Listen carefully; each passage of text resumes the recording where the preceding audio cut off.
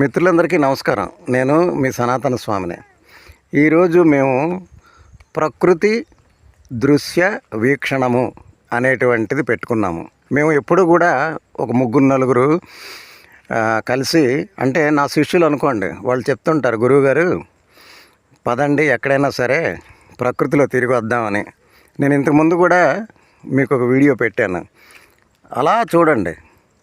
మేము ఎప్పుడు కూడా ఏ సిటీలు, చాలామంది ఏంటంటే అలా సిటీల్లోనే అలా బిల్డింగులు చూద్దాం, లేదని అంటే అలా హోటల్లో తిందాం అనుకుంటారు. కానీ మేము అలా కాదు, అక్కడ లోకల్గా ఏం దొరికితే అవే తింటాం. పళ్ళు కాయలు అక్కడే కొనుక్కుంటాం, కూరగాయలు పచ్చి కూరగాయలు అవి తింటాం. అలాగా ప్రకృతిలోని చక్కగా ఒక ప్లేస్కి వెళ్ళిపోయి ఒక రోజు 2 రోజులు అక్కడే స్పెండ్ చేస్తాం టైము. చూడండి, కొండలు.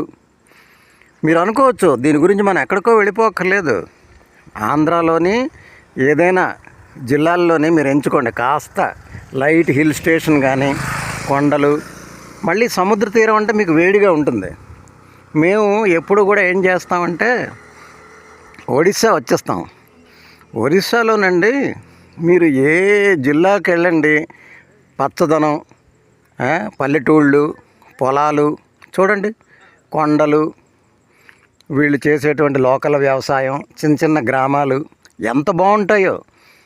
ఇలాగా మనం ప్రకృతితో కూడా మమేకం అవుతూ ఉండాలి. ఇక్కడ చూడండి, కొట్టి చెట్టు మీద ఏవో పెట్టుకున్నారు కర్రలు, గిరిజనులు. ఆ లోపల గిరిజన గ్రామం ఉంది. ఇలాగ చూడండి, ఈ కొండలు చూడండి, పచ్చటి పొలాలు.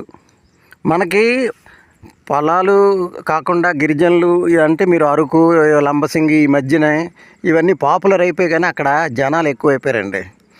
ఇప్పుడు అక్కడ ఏమీ లేదు. నిజంగా చెప్పాలంటే అరకు ప్రాపర్లో ఏమీ లేదు. ఇంకా ఇప్పుడు లోపలికి ఎక్కడికో వెళ్ళిపోతున్నారు. మేఘాలకొండ, లంబసింగి, ఇంకా ఏవో ప్లేసులు. మేమేం చేస్తామంటే అన్నోన్ ప్లేసెస్కి వస్తాం అన్నమాట. ఎక్కడైనా కొండలు చిన్న చూడండి, ఇవి ప్రధానమంత్రి గ్రామ సడక్ యోజనలోని ఈ విలేజ్కి చూసారా దూరంగా నుంచి ఈ రోడ్డు చక్కగా అలా చూడండి, రోడ్డు ఎంత బాగుందో. హ్యాపీగా కారు వెళ్ళొచ్చు, బైకులు వెళ్తున్నాయి అప్పుడప్పుడు. తర్వాత ఈ షేర్డ్ ఆటో ఎప్పుడైనా ఒక 15 నిమిషాలకి 20 నిమిషాలకు ఒక షేర్డ్ ఆటో వస్తుంది. అన్ని ఫెసిలిటీస్ ఇప్పుడు గిరిజన గ్రామాలకు కూడా మన ప్రభుత్వం కల్పించింది. అగో మేఘాలు వచ్చాయి. ఇంకా కొంచెం లైట్గా ఎండలాగా ఉండేది, అప్పుడే మళ్ళీ మేఘాలు వచ్చేసాయి. ఈరోజు అనమాట ఒక డిస్ట్రిక్ట్లోకి వచ్చాం అనమాట, మన ఆంధ్రాకి పక్కన ఉన్న ఒడిస్సా డిస్ట్రిక్ట్లోనే. నేను ఎందుకంటే ప్లేస్ చెప్పక్కర్లేదు, మీరు ఎక్కడో దగ్గర మీకు నచ్చిన ప్లేస్కి వెళ్ళి అలా ప్రకృతిలో ఉండండి.